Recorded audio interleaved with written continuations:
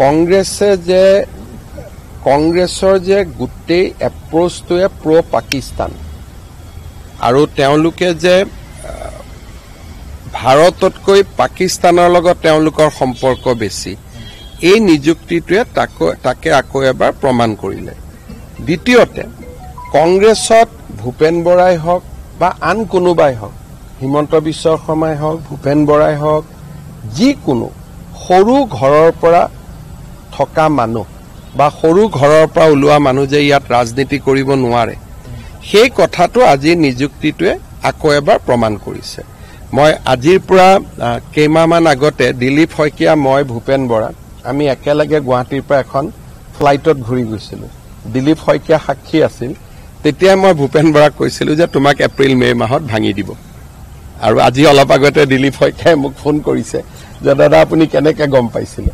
কাৰণ তেওঁলোকে যেতিয়া এটা সময় থাকে, যেতিয়া পাৰ্টিটো ভাঙি যায়, তাক ভাল কৰাৰ কাৰণে আপোনাৰ মোৰ দৰে সাধাৰণ ঘৰৰ মানুহক ব্যৱহাৰ কৰিব। যেতিয়া ইলেকশ্যন আহে, টিকেট দিয়াৰ সময় হয় বা অলপমান এটা কেণ্ডিডেটবিলাক ঘৰত অহা যোৱা কৰে, সেই সময়ত তেওঁলোকে এই নীলা তেজৰ মানুহক লগত লয়। কিন্তু আমাৰ কাৰণে এটাই ভাল যে এতিয়া 10 ছেপ্টেম্বৰত যিখিনি কথা প্ৰকাশ পাব, তাৰ পিছত মই ভাবোঁ যে গৌৰৱ গগৈ এজন ব্যক্তি হিচাপে আগতে উত্তৰ দিব লাগিলহেঁতেন, সংসদ হিচাপে উত্তৰ দিব লাগিলহেঁতেন।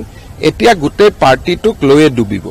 গতিকে ভাল কথা, আমাৰ কাৰণে সহজ হৈ গ'ল। পাৰ্টিটোক লৈয়ে ডুবিব, গতিকে আমাৰ কাৰণে বহুত সহজ হ'ব। চাওক, ৰিপুণ বৰাই 4টামান বহুত আচৰিত কথা কৈছে। এটা কৈছে যে গৌৰৱ গগৈৰ পৰিয়ালত 4জন মানুহ, তাৰে 3জনেই ভাৰতীয় নহয়।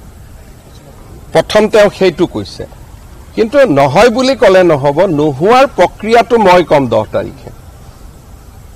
তেওঁ প্ৰথম কি ক'লে যে গৌৰৱ গগৈ ল'ৰা ছোৱালী 2টা, ঘৈণীয়েক, 4জনৰ এটা পৰিয়াল, তাত 3জনেই ভাৰতীয় নহয়। গতিকে গৌৰৱ গগৈ MP হিচাপে এতিয়া ভাৰতৰ কাৰণে কাম কৰি আছে নে কাৰ কাৰণে কাম কৰি আছে? 2 নম্বৰ ক'লে গৌৰৱ গগৈৰ পত্নীয়ে পাকিস্তানৰ পৰা দৰমহা লৈছিল, চৰকাৰৰ পৰা। মই কিন্তু কৈছিলোঁ পাকিস্তান NGOৰ পৰা দৰমহা লৈছিলে। তেওঁ অভিযোগটো আৰু অধিক গুৰুতৰ কৰি দিলে। মোৰ যিটো খবৰ আছিল যে পাকিস্তানৰ এটা NGOৰ পৰা টকা লৈছিলে, যিটোৰ সম্পৰ্ক ISIৰ লগত আছে। কিন্তু ৰিপুণ বৰাই কালি কৈ দিলে যে পাকিস্তান চৰকাৰৰ পৰা টকা লৈছিলে। সেইটো মোৰো নলেজত নাছিলে। গতিকে তেওঁ গোটেই বস্তুটো আৰু অধিক চিৰিয়াছ কৰি দিলে। যদি পাকিস্তান চৰকাৰৰ পৰা এটা NGOত কাম কৰা মানুহে দৰমহা লৈছিলে, তাৰমানে এইটো ডাইৰেক্টলিটো চোৰাংচোৱাই কৰিব লাগিব, নহ'লে চৰকাৰে কিয় প্ৰাইভেট মানুহক দৰমহা দিব? তেওঁ বিষয়টো আৰু চিৰিয়াছ কৰি দিলে। আৰু ইমানখিনি যদি কৈছিলে, থাৰ্ড পইণ্টটো কৈ দিব লাগিছিল গৌৰৱ গগৈ 15 দিন পাকিস্তানত কি কৰিছিলে বুলি। তাততো কাজিৰঙাও নাই, মানসো নাই। গতিকে লগত সেইটো কৈ দিলে লেঠাটো মৰিয়ে গ'লহেঁতেন। গতিকে কালি ৰিপুণ বৰাৰ বক্তব্যখিনিয়ে প্ৰথম এইটো প্ৰমাণ কৰিলে যে তৰুণ গগৈৰ 2টা নাতিনীয়েকে ভাৰতীয় নহয়।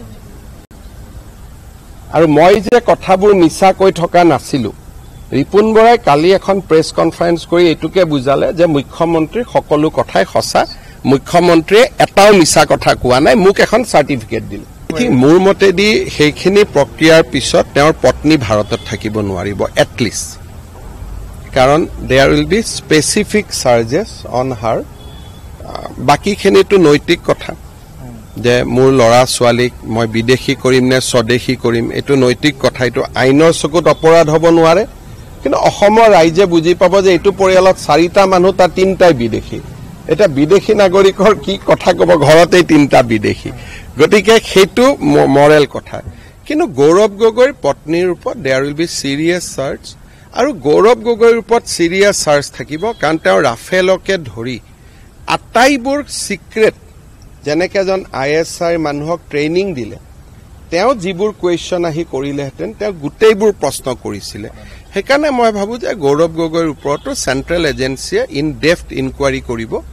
গতিকে 10 ছেপ্টেম্বৰত মই দিয়া কাগজ পত্ৰখিনিৰ পিছত বহুবোৰ নতুন কথা জানিব পাৰিব। আৰু ইমান দিনে অসমৰ মানুহে একাংশ মানে ভাবি আছিল যে মই এনেই কথাখিনি কৈ আছোঁ, এটা সকলোৰে মনত ধাৰণা আছিল যে হিমন্ত বিশ্ব শৰ্মাই এনেই কৈ আছে যোৱাকালি ৰিপুন বৰাই প্ৰমাণ কৰি দিলে 3টা অভিযোগ আছিলে 2টাটো তেওঁ মানিয়ে ললে কিন্তু তাত আৰু অলপ পেজ আছে সেই পেজখিনি 10 ছেপ্টেম্বৰত গম পাব কিন্তু 2টাটো তেওঁ মানিয়ে ললে আৰু এটা মই খবৰ দি দিম আৰু মইতো ভাবো অহা কেইটামান দিনত আপোনালোকৰ প্ৰেছাৰত গৌৰৱ গগৈ নিজেই কৈ দিব যে মই পাকিস্তানো যোৱাটো হয় এটা প্ৰশ্ন আছে তেওঁ কালি বাৰে কৈ আছে নকআউট পাঞ্চৰ কথা কৈছে নকআউট পাঞ্চ তেওঁ লাষ্ট এইবিলাক কথা কৈ লাভ নাই পাকিস্তানৰ লগত নকআউট ফকআউট একো নহয় পাকিস্তান মানে পাকিস্তান তাতে আৰু এইবিলাক নকআউট ফকআউট কি আছে আৰু এইবিলাক কথা কৈ পেলাই নিজক মই নাভাবো আপোনালোকক কিবা বনাব পাৰে কিন্তু অসমৰ মানুহক আৰু পাকিস্তানক লৈ কনভিন্স কৰিব নোৱাৰে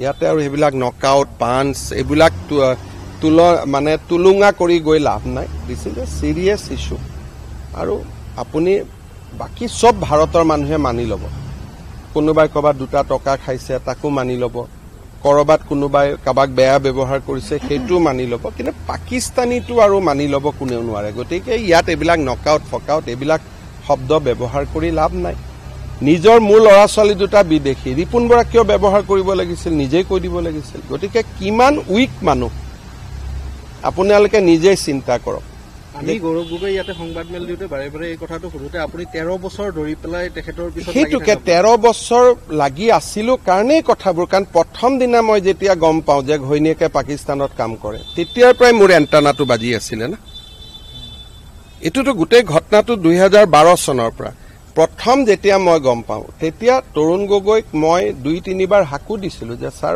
চাই ল'ব কিন্তু পাকিস্তানত কাম কৰে বুলি শুনিছিলো সেইকাৰণে তৰুণ গগৈ নিজে ইংলেণ্ডতো গৈছিল 8 দিন থাকি আহিছিলে চাবৰ কাৰণে গতিকে এই কথাটো আজি নহয় যেতিয়াৰ পৰা মই গম পাওঁ যে পাকিস্তান এনজিঅ'ত কাম কৰে তেতিয়াৰ মই এই বিষয়টোৰ ওপৰত মোৰ সন্দেহ তেতিয়াৰ পৰাই আছিল গতিকে এটো এটা লং এটো বস্তু আজি হোৱা ঘটনা নহয় ইট ষ্টাৰ্টেড ফ্ৰম 2011 যেতিয়া মই প্ৰথম গম পাওঁ যে ইজৰাইলত গৈছে আৰু পেলেষ্টাইনী সংগঠনৰ লগত এনজিঅ কৰি আছে তেতিয়াৰ পৰা আমিতো আজমলৰ লগত লাগি থাকিছিলো তেতিয়া বা আমিতো এটা পৰম্পৰাত উঠা মানুহ তৰুণ গগৈও প্ৰথম অৱস্থাত তেওঁ এইবিলাকৰ বিৰুদ্ধে আছিলে গতিকে তেতিয়া মই তেওঁকো কৈছিলো যে আপুনি একেটা চাই ল'ব এটা তেওঁ ছোৱালীও আমেৰিকাত থাকে আমেৰিকাত কি আছে সেইবিলাকতো আমি এদিনো প্ৰশ্ন কৰা নাই আমেৰিকাত ঘৰ আছে মাটি আছে কি আছে আমিতো ছোৱালীক লৈ এটাও প্ৰশ্ন কৰা নাই গতিকে এটো বিদেশত থাকাটো নহয় ইস্যুটো হল পাকিস্তান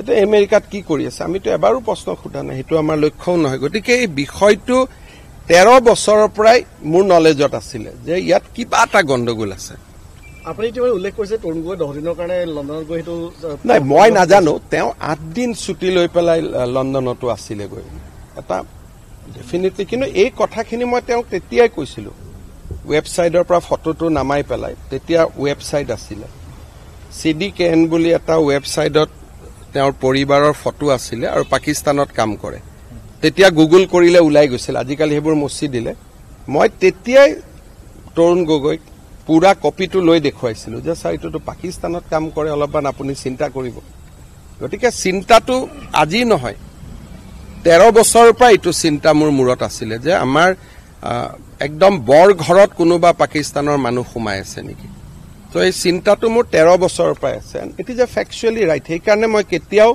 লৰাজনৰ লগত ক্লোজ হ'ব চেষ্টা কৰা নাছিলো সদায় মই এটা ডিসটেন্স মেইনটেইন কৰি চলিছিলো তৰুণ গগৈ লৰা হয় কিন্তু মই নামাতিছিলো মই দূৰে দূৰে থাকিছিলো আৰু কেতিয়াও মই মনত এটো চিন্তা কৰা নাছিলো যে মুখ্যমন্ত্ৰী লৰা তেল নামাৰিলে মোৰ কিবা দিগদাৰ হ'ব সেইকাৰণে মোৰ লগত এখনো ফটো দেখা নাপায় কতটো দেখা নাই মই সদায় দূৰত থাকিছিলো কাৰণ যেতিয়াৰ পৰা মই বিয়া কৰাব পাকিস্তানত ঘৈণীয়েক ইজৰাইল পেলেষ্টাইনত গৈ থাকে সো এইবিলাক চিন্তা মোৰ তেতিয়াৰ পৰাই মূৰত আছিল আৰু সেই কাৰণে মই কেতিয়াও আই নেভাৰ বট ডাউন